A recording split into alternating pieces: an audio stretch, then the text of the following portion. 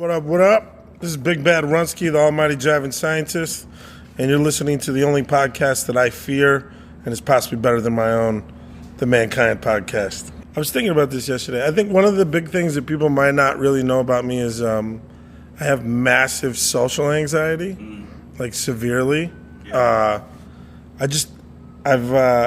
Which is ironic because my choice of line of work revolves around being personable, and having interactions with community and with people.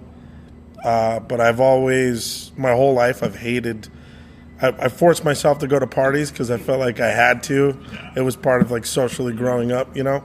But never been a really big, I love being around family. I love being around people that are friends of mine that I've always considered family. Those are moments I enjoy.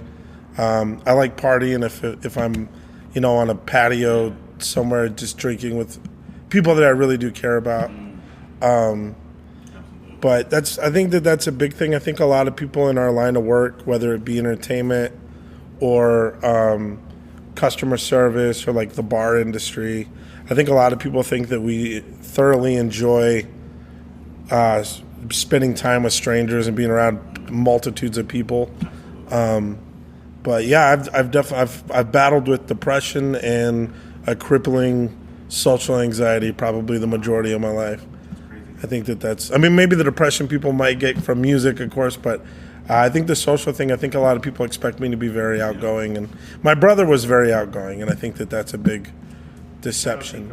Yeah, Big Bad Deco, my older brother, got me started doing everything, and he our whole career, he was a very social butterfly, like a super interactor, and he's the guy that loves to go do stuff with people. You can put him in a room. Yeah, doesn't know a stranger, Yeah, right. So my brother, like I said, Deco got me started in everything I was doing. We grew up in New Mexico, and I had my brother is 5 years older than me, so it's kind of a unique age difference where you spend a lot of time idolizing the person that's a little bit older than you. You fight like dogs, but at the same time, you really you look up to the individual. And I've noticed that with a lot of my friends that have the same kind of age gap within their siblings. So for me, from the time I can remember being very young, I'd always begged to tag along with my brother. And my mother definitely was a working mom and had her hands tied a lot. And she would constantly force my brother to take me places. As a means for her to have childcare, like my brother would have to watch over me, but it would also allot him some freedom to leave or whatever. So when we were super young, we used to go just running around. Like we used to have dirt bikes and stuff like out in New Mexico. Like it's pretty much the country, so it's pretty prominent. And yeah, like BB guns and shit like that. So we would spend a lot of time just kind of running around in the wild, which was, looking back on it, there was kind of a lot of danger to that. But it was like my mom was like, if you got your brother, what's that? Was it the 70s? No, it was the late 80s for me. Okay. But he was definitely, he grew up in that fashion of just, my parents were like, just come home and you'll be all right. So anyways, long story short, I spent all that time with him, and as I got a little bit older, they started calling me Runt as kind of like a nickname, but kind of like to pick on me type thing, because I was always much smaller and I was always hanging out with everybody. Wasn't I Runt? No, yeah, it was definitely like a you're the Runt, like shut up Runt, like. And so it became, as years went on, my brother and them got a little bit older, it became endearing, and so it was literally my nickname since I was a child that my brother and his friends have bestowed upon me. So once I got into doing music, you need a moniker, and it's always this big thing. And I just picked up using Runt because it was literally what my brother's cool friends were calling me. So I thought, like, this is probably the best fitting name for me. You had a little traction. Yeah, and at the time I was 14, 13, and so when I would go to battles and stuff like that, I was the young, like, little guy. So that's where Runt came from, and I just kind of stuck to it. And as time goes on, it just became more and more of my persona, like more and more who I felt like I was. As a metaphor for music too, I always felt like I was kind of the person that they didn't think was going to make it type thing, or like the survival aspect of it wasn't, The underdog. yeah, and so that's always a fun angle to play when you're doing music and stuff. Yeah, everybody loves the underdog. So I stayed on that, and then Jive Scientist actually came from, at the time you're talking late 90s, so it's like 98, 99, 97, 99, 98. We had a group called J Squad. And this is right after like Def Squad had come out, and we were really big fans of like Redman and Eric Sermon and stuff. And so, right? And so we had to make this basically a business name, because we would go around and do mobile DJing at parties on the reservation. I'm from Gallup, or I grew up in Gallup, so there's a lot of, they'll have like a chapter house, which is kind of like like the town hall of a real small village type thing. And they're all over on the reservation. So these places would do like teen events and dances and stuff. So we would go out to these and DJ for them and get paid to do them. But that's how we got into doing stuff. And then every time you go to one of these, there'd be rappers from another town or whatever. So that's how I kind of got into the battling aspect of it, and just rapping and kind of doing it constantly. I was already doing it since I was young, but with traveling with the J Squad thing, that's how we began to get some notoriety. And then the time came where we had already designed a logo, and that was the JS that we use currently for J Squad. And the reason why we're J Squad is my name is James, my brother's name is Jason, and our friend that we started things with, his name was Juan. And so it was all J's. Then we started branching into actually recording. And once that happened, it became pretty apparent to me pretty quickly, like J Squad was kind of corn. Like it wasn't really going to, like, it wasn't original. And this is at a time whenever, we used to call it like spitting science, but it was like a lot of the people that we liked at the time were like James Cypherface is always a great example of that for me. Like very intricate with their wordplay, but talking about a lot of knowledgeable stuff. Yeah, absolutely. And so that was a huge influence to me at that time, where Styles of Beyond, like a lot of the guys that I liked at the time were doing that. And so the science became kind of like a metaphor for the foundation of what I was studying at the time, I guess. Yeah. And so I just was trying to find a name that had the J and the S in it, because I love the logo. Yeah. And we were trying to, I remember being a kid and thinking I needed a woo bird. And it was like, I loved the woo bird so much. Like it was this image, but it meant a million different things. And so I always thought, if we're going to be a successful like group, we need to have a woo bird, like something that people would see brand wise. And this is way before I did any kind of like looking into branding or anything like that. But I just knew what the woo bird was, and I knew what I wanted, And so, so then I had to find a name with JS in it. So derived from science, just being kind of what we were into, what I was trying to do at the time. And then jiving just came from needing a J word that would fit with the idea, right? And so when we said it, it was Jiving Scientist. And the idea was that we were taking the jiving being like the creative aspects of ourselves and adding that to the science of what we're studying, which was music at the time. But it was much more of like an umbrella term, because we were doing graffiti, we were doing art, we were doing dance, we were doing, production, DJing. So it was kind of like, we started out as like more of a crew of a collective of just creative people. So the term had to kind of embody all of those things, which I think it did. And then just as years go on, you stay with your name, and then people start affiliating you with it. And we'd even had a couple moments where we'd been encouraged to change it. To like what? Just to like Runt and Fan or something. We actually had a deal put before us that was a record deal with a pretty prominent artist, and they just wanted us to change our name, and it was something that I told them I wouldn't do. Yeah.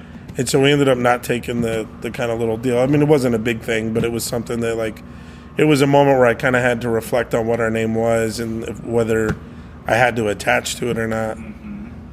But like when I was 18, the first thing I did was went and got a tattoo, on my chest of it. Like It was the commitment, All in. you know. And then so later down the road, when someone asked us to change it, which even our current label right now, I received an email about that, and I was like, here's the thing. Here's why I wouldn't change it. Right. Because it does remind me of where I come from constantly. And I think that no matter what success or lack of success I seem to see, that name is always, it's just funny enough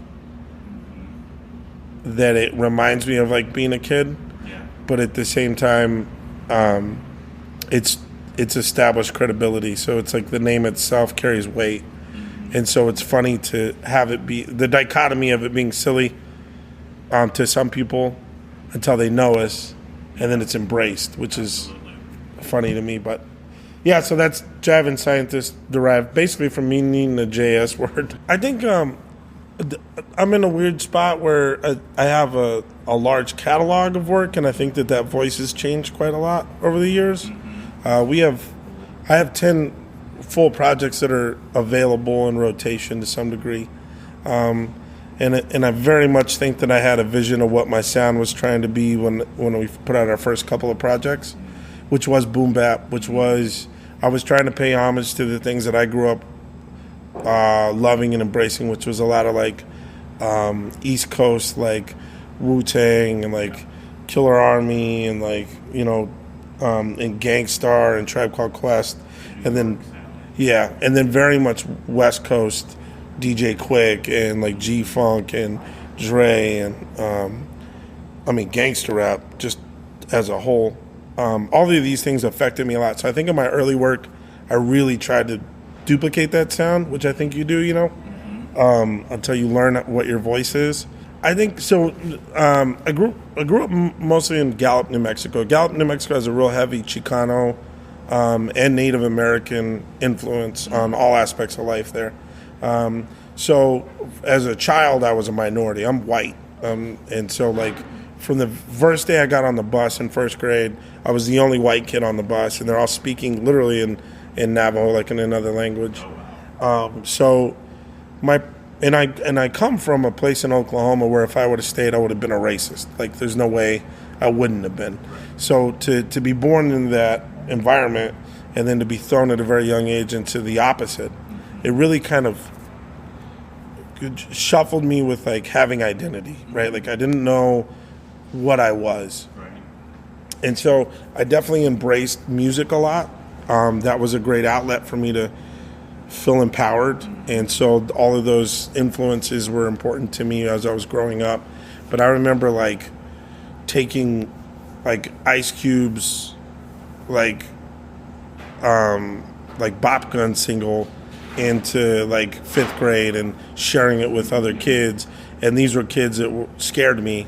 And because of my knowledge of music, they befriended me because I would put them on to new stuff. So I found power in music. I found power in music being able to make me relatable to people that came from scenarios that freaked me out or made me worried that they would beat me up, or even kids that bullied me at some point. At some point I shared records with, you know, so that it empowered me. It made me feel safe. So I always kind of embraced music for that reason alone. But outside of that, as I grew older, you start to mimic. I mean, you get into rap the same way that everybody else does. Like, you start to mimic it. Like, you learn all the words to a Too Short song. Mm-hmm. And that was what happened to me as I started learning the speech. And once I learned the speech, then the language became apparent to me. And I've always felt that rapping is a language. It's not it's not like a skill set that you're born with or something like that. You subconsciously learn to speak it, and that's what I think it is. I think it's a language. And so at that age, I started learning the language, and then I found power in writing my own raps. And by the time I was in junior high, when you're trying to find out if you can be cool, you're trying to get the girls to notice you, you know. I found out that I could rap in the halls and in the lunchroom, and people paid attention to me all of a sudden. And that was at a time when I was struggling with like getting bullied a lot. And so it became empowering for me to be like, well, you might be able to physically beat me up, but you can't beat me like rapping. I'll win every time. And then that became just forced me to continue to look at doing it. And that was majority of that was freestyle at the time. And that was it was late 90s. Freestyle was still very relevant. And so I learned a lot doing that constantly. And then it wasn't until probably I want to say I was 16 that I started writing. So it was much later that I actually wrote. But it was up until then it was just freestyling because there was a lot of that happening. I think starting out, we never really had goals. It was filling the time. So it was like when you grow up in a place like Gallup, New Mexico, there's not a lot of shit to do. And so we were always looking forward to the next battle, to the next B-Boy event. So in the beginning, it was filling that time, and then as that moved on, Finn had got a computer when we were like 16. And this is right when Acid had come out, which was like, it was the first multi-tracking program that was under $30. So that changed a lot for us because we never had the means and never had the equipment. And once that happened, I knew right away, okay, now I have some things I need to get.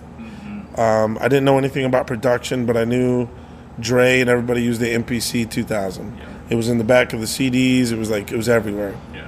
So the first thing I did is I went and looked up how much that cost.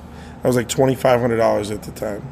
I got a job working at a Holiday Inn Express. So my first goal was like buy an MPC. It's like I don't know how to use it, but I know if we have one, then we can make beats, and then we can go from there.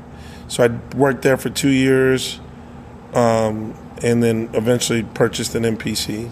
By the time I was like a sophomore, junior in high school, and then I remember we got it. It took us a week to make sound. We didn't understand it. We thought you just bought it and the box just had beats in it. We didn't realize you had to bring stuff in. And so that was the big goal. And then once we got that computer and everything, it was like, okay, let's make an album.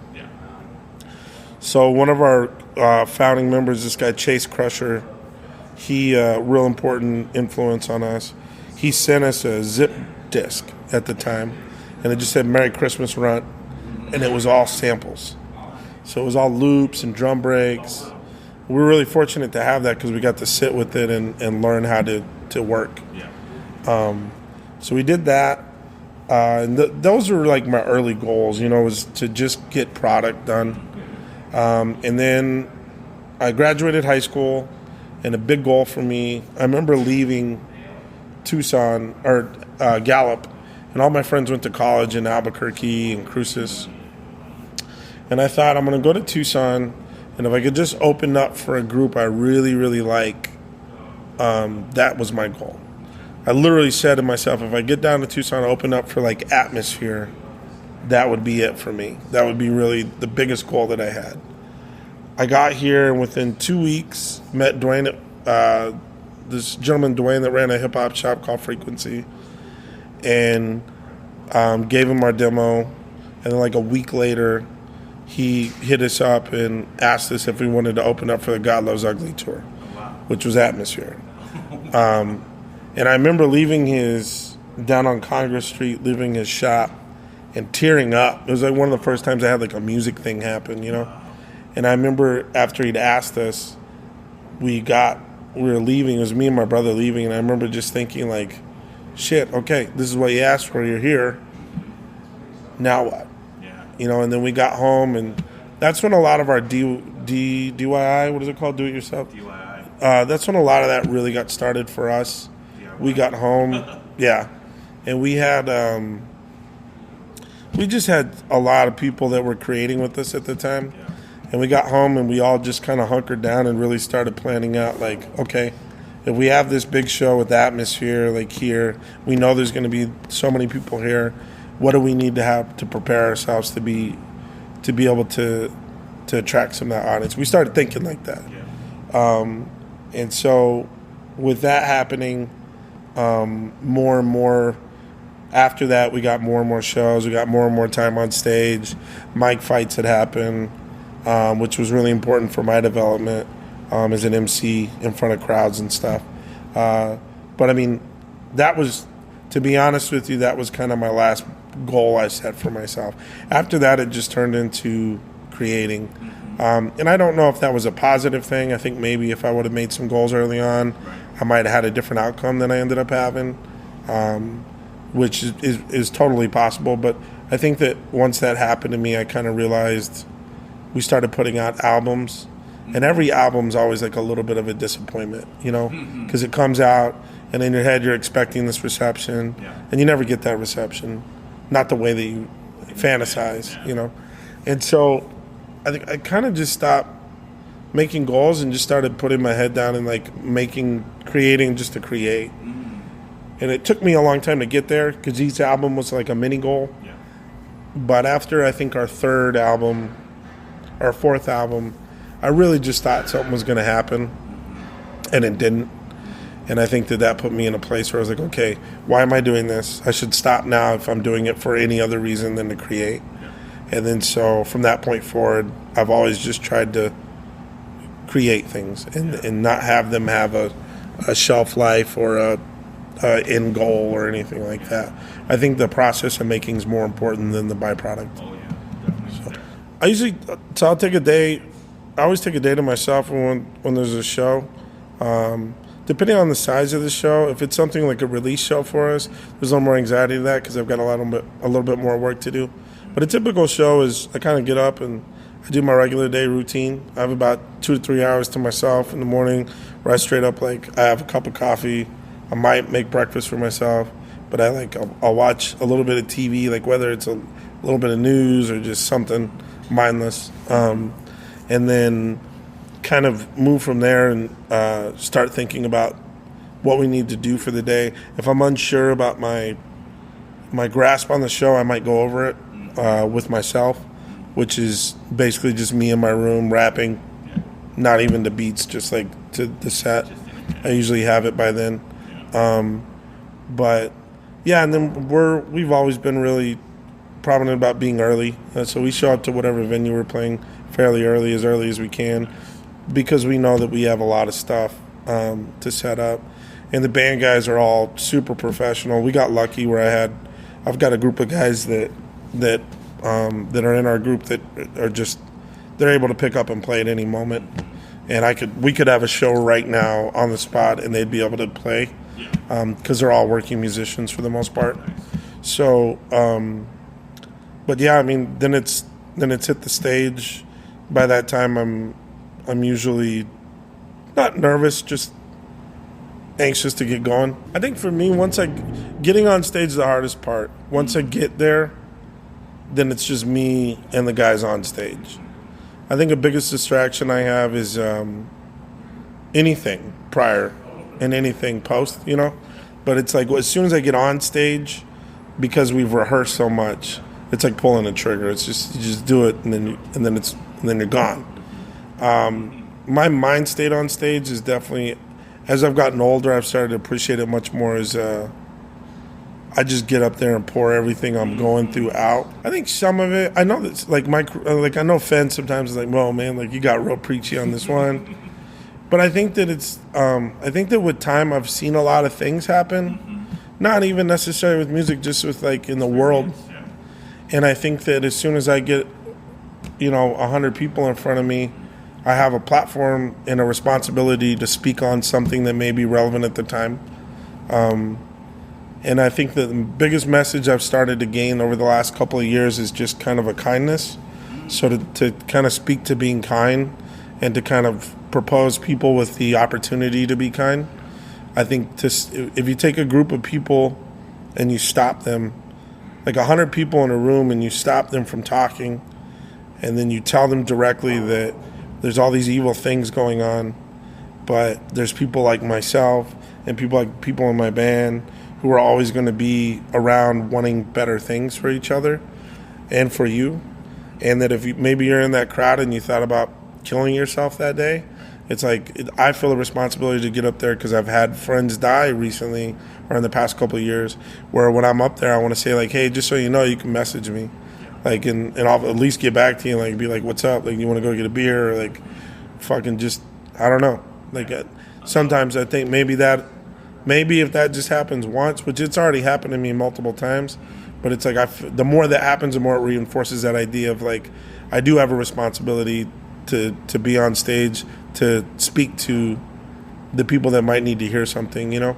And so I've learned that more and more as I've gotten older. But for the most part, when I get up there, I kind of just open, and I think that it's church for me. It's an opportunity to like just be with people, you know, and commune.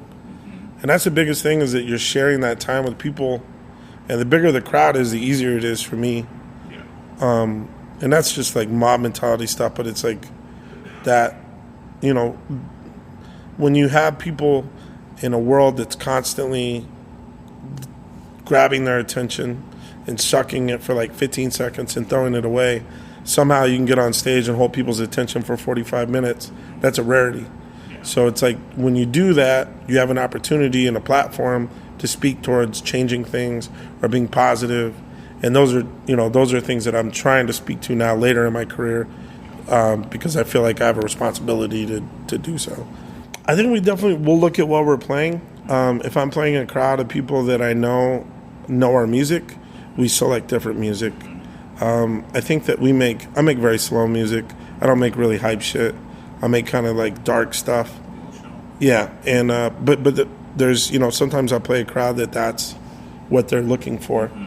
We try to play that. If we're playing a show that's like a different artist, we don't sound anything like them, we'll play a little bit more of the stuff that's upbeat, or we'll tailor the music to be a little more upbeat, which is the beauty of having the band, because we can take a slow song and then go like, let's bring it up, you know. And a lot of times we play that shit by like when we get to the show, we kind of just exclude slower songs. We can do some of the slower songs, but I only do them in like, you know, for a crowd that I think wants to hear it. If we tour, I usually do one of the songs that's popular. Yeah. That's the big problem, is that my songs that are popular or do well for me financially on like streaming platforms are, you play them at a live show and they're just like, whoa, like down, like sad, you know. And they're not really upbeat. Right. So we've done a good job of like taking those songs and making them a little more upbeat. But I mean, selecting songs is really, basically I'll shoot out 7 or 8, and then Finn will whittle down a couple that he doesn't feel like is going to work, and then we take that to rehearsal, and then the band just kind of plays. And sometimes they'll be like, we should play this, and then we'll try it and see if it works, and if it does, we'll throw it in the set. But yeah, selection is just crowd-based. I try to play it like a DJ would play. One of my favorite quotes is from a DJ Z-Trip, and I can't remember it verbatim, but he literally, it just says, like, you need to know your crowd. Like, if you're playing at a wedding, like, you need to play YMCA. If you're playing, you know, at an ACDC concert, you need to play Megadeth. You know what I mean? Like, knowing who you're playing to is important, and, you know, people don't, if you go in doing the same set all the time, people aren't going to, like, you're not going to be memorable. Yeah. It's just the same shit. Know your audience, for sure. I think we're super healthy right now. I think I have a different perspective because I run a venue, I think, so I'm getting to see a lot. But I think that there's a lot of hunger. There's a lot of talent. There's a lot of room for growth, too. Half of my shows, rappers get up and rap on top of their lyrics, which is something that I hate and I wish wasn't happening. But another half of those guys aren't. Yeah. And I'm also... Yeah, and I'm also getting to have conversations with some of those people that do that, and they're like, oh, well, you know, no one ever told me that. And it's like, well, that makes sense. Like, you know, so I think that we're, as a community in Tucson, I think that we're healthy. I think we're more in a better place than most cities in the country right now. And I think that has a lot to do with our size and a lot of other things, but... So I think that we're good. The region, I have a lot of belief in the region. Albuquerque's a very strong scene, and they have a lot of tradition within them, which I've always thought is really important to a scene being strong. Like, there's a lot of OGs in Albuquerque and shit. And, yeah, and they hold true to that really hard. Phoenix, I'm always seeing new things out of Phoenix. My only discrepancy with Phoenix is that I can't personally keep up. There's a lot, and it's so spread. Flagstaff seems to be doing really well. Mike Hogg and all the work they're doing up there. And Santa Fe also too. So I mean, I feel like the region's doing really well at the moment. And compared to most of the other cities, when I go tour, I almost never get the kind of acceptance that we get in our region. So I definitely see, like, we treat artists in a certain way here, which is important. Obvious for us is Meow Wolf in Santa Fe. Beautiful. Just because that's anyone that ever plays there has that reaction. Mm-hmm. We played the first rap show that ever played there when they opened was us. Nice. And we played a sold-out show at St. Francis, which is our label mate when we're up there. So those two experiences were, giant for me. Outside of that, though, I think favorite place to play is probably Gallup, New Mexico, where I'm from, just because it's a different crowd. Yeah. I get a lot of children that come out to that. And so I feel like our message is a lot more powerful out there where we're preaching to them about, like, you don't need to be confined by living here. Like, we're both from, like, 3 of us are from here, and we're out doing all this, like, you don't have to be confined to this. So I think, like, those shows have been probably the most impactful. But other than that, I mean, like, I've had fun in Fayetteville, Arkansas. I've had fun in, I've had fun in places where, like, I don't think people would expect to have a good time. But that's part of why traveling's so great as a musician, because everybody wants to know the traveling musician. Everybody wants to, like, be like, you can stay at my house if you want. So you get to cheat. Like, it's almost like you get to cheat life in this weird way of, like, dipping into everybody else's life, And I can see how you might lose your identity at some time doing that, but, for a group like us, we go out every couple of years for, like, 2 weeks, and it's so much fun to just share moments with people for a little bit and then leave, and, So, I think to me, like I said, Meow Wolf's probably the most epic of places, but outside of that, I think Gallup's probably been the most important. Yeah, just big thanks to the whole community supporting everybody creating right now. That's how I was able to get Thunder Canyon going, just by that same support. So, thank you guys for coming out to shows and being a part of everything or having ideas for stuff. And then outside of that, finding us. My group's called Jivin Scientist, Jivin, no apostrophe, scientist. And, you can just Google that. We're on every major platform for streaming and stuff. And then I run a podcast called The Science of Things. Same thing. You can just look it up. It'll come up. But, yeah. And then I'm always at Thunder Canyon working. So come through, have a beer.